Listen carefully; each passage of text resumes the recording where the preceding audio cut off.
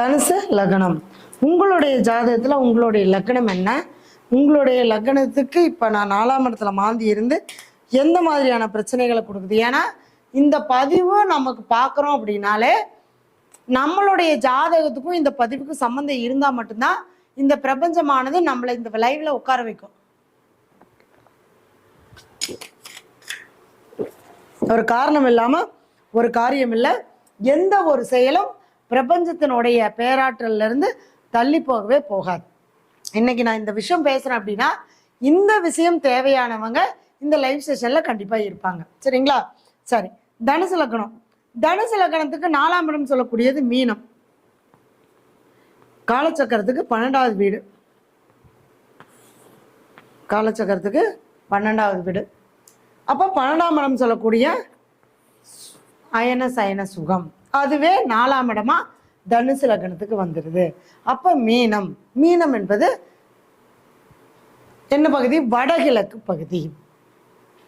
அப்ப வடக்கும் கிழக்கும் இருக்கக்கூடிய வடகிழக்கு பார்த்து இடம் வாங்குறது, வாசல் வைக்கிறது, இந்த மாதிரியான விஷயங்கள் எல்லாமே தாராளமா செய்யலாம் தனுசு லக்னத்துக்கு. ஆனா இந்த 4ஆம் இடத்துல மாந்தி இருக்கக்கூடாது. இருந்தால் வடகிழக்கு பகுதி பாதிக்கும்.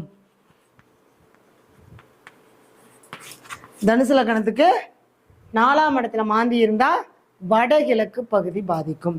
இந்த மாந்தி அங்க என்னென்ன நட்சத்திரத்தில் நிற்குது? பூரட்டாதி, உத்திரட்டாதி, ரேவதி.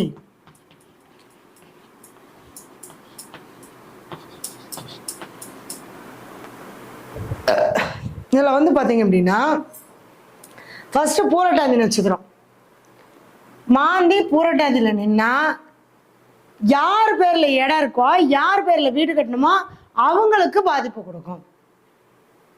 அவங்களுக்கு வண்டி வாகனங்கள்ல பாதிப்பு, உடல் ரீதியான பாதிப்பு, ஒரு சொத்தை விற்று அதுக்கப்புறம் இந்த சொத்தை பேலன்ஸ் பண்றதுக்கு அந்த சொத்தை விற்கிற மாதிரியான விஷயங்கள் இந்த மாதிரி எல்லாம் ஏற்படும்.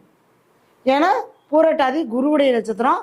தனுசு லக்னக்காரங்களுக்கு லக்னாதிபதியே குருதான், 4ஆம் அதிபதியும் குருதான். அந்த நட்சத்திரத்திலேயே மாந்தினா கண்டிப்பா வீட்டுக்குள்ள அவங்களுக்கு, அது வாடகை வீடா இருந்தாலும் சரி, சொந்த வீடா இருந்தாலும் சரி, வீட்டுக்குள்ள போனாலே ஏன்டா வீட்டுக்குள்ள போறோம் அப்படின்னு இருக்கும். ஒரு நிம்மதி இருக்காது, அந்த இடத்துல ஒரு சந்தோஷம் இருக்காது, எதையுமே செயல்படுத்த முடியாம அந்த ஜாதகர் தன்னை தானே முடக்கிக் கொள்வார்.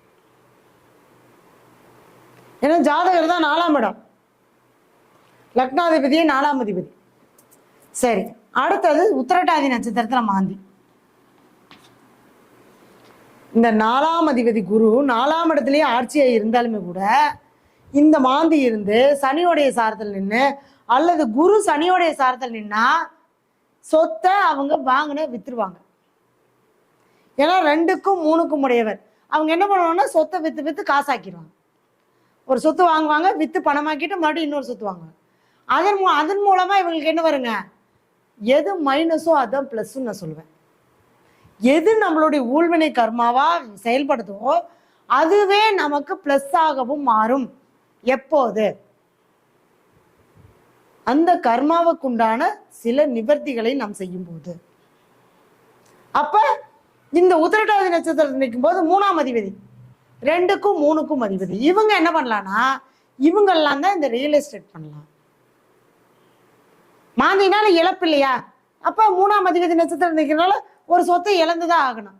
அப்ப அது இவங்க பேர்ல பண்ணி அந்த சொத்தை மாத்துறது, மாத்திக்கிட்டே இருக்கிறது, விற்கிறது வாங்கிறது, விற்கிறது வாங்கிறது, இந்த மாதிரியெல்லாம் விஷயங்கள் எல்லாமே இந்த உத்திரட்டாதி நட்சத்திரத்துல மாந்தி நின்னால் நடக்கும். அடுத்தது ரேவதி நட்சத்திரத்துல மாந்தி. திருமணம் பாதிக்கப்படும். அந்த வீட்டுல கல்யாணம் ஆக வேண்டிய வயசு பொண்ணு வயசு பையன் இருந்தா திருமணம் நடக்காது. ஏன்னா 7, 10 தொழில் பாதிப்பை கொடுக்கும். வீடு கட்டினதுக்கு அப்புறம் தொழில் பாதிப்பு கொடுக்கும். ஏன்னா ரேவதி நட்சத்திரத்துல மாந்தி நின்றால்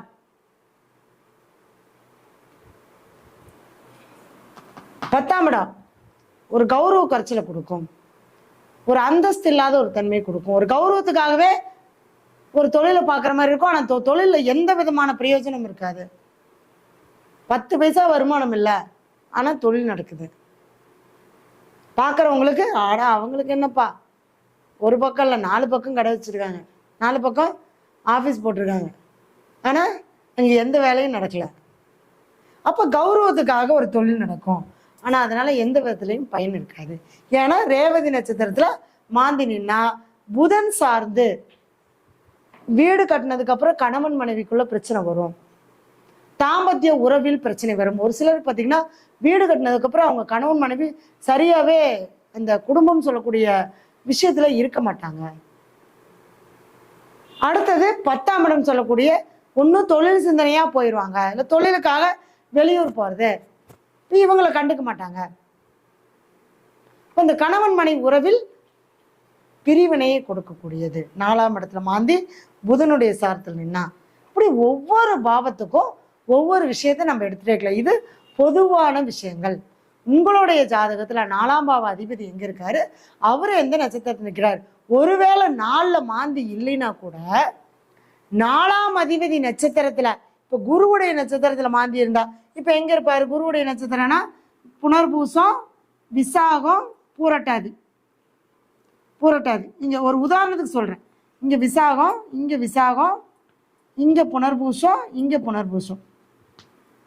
ஒருவேளை இந்த லக்னமா இருந்ததுன்னு வச்சுக்கோங்களேன், இந்த தனுசு லக்னம் புனர்பூசத்திலேயோ விசாகத்திலேயோ புரட்டாதியிலையோ மாந்தி நின்றாலும் அவர்களுக்கு இந்த பாவம் சார்ந்து வீடு கட்டினதுக்கு அப்புறம் பிரச்சனையை கொடுக்கும். அப்ப இந்த புனர்பூச நட்சத்திரத்துல மிதுனத்துல இருந்தா என்ன பாதிப்பு கொடுக்கும், 7ஆம் இடம் சொல்லக்கூடிய திருமணம், தொழில பாதிப்பு கொடுக்கும். 8வது மாங்கல்ய ஸ்தானத்தை பாதிக்கும், ஒரு உயிருக்கு ஒரு பிரச்சனையை கொடுக்கும், ஆயுள பத்தின பயம் ஏற்படும். அடுத்தது இங்க 11ஆம் இடம் லாபஸ்தானம், விசாக நட்சத்திரத்துல இருந்தா வீடு கட்டினதுக்கு அப்புறம் சேமிப்பெல்லாம் போயிடும், கடன் ஏற்பட்டுரும், நிம்மதி இருக்காது. 12ஆம் இடம் வீடு கட்டினதுக்கு அப்புறம் சந்தோஷம் இருக்காது, ஒரு அயன சயன சுகம் கிடைக்காது, நிம்மதியான தூக்கம் வராது.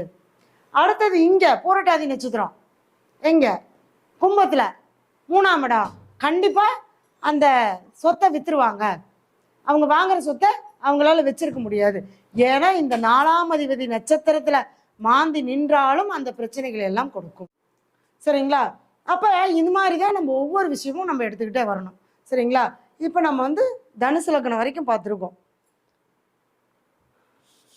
இந்த தனுசு லக்னத்துக்கு 4ஆம் இடத்துல மாந்தி இருந்தா வடகிழக்கு பகுதி பாதிக்கப்படும். அதே மாதிரி அந்த வீட்டுல பெரியவங்க பாதிக்கப்படுவாங்க, வயசானவங்க யாராவது இருந்தா அவங்களுக்கு அந்த பாதிப்பு கொடுக்கும். சரிங்களா?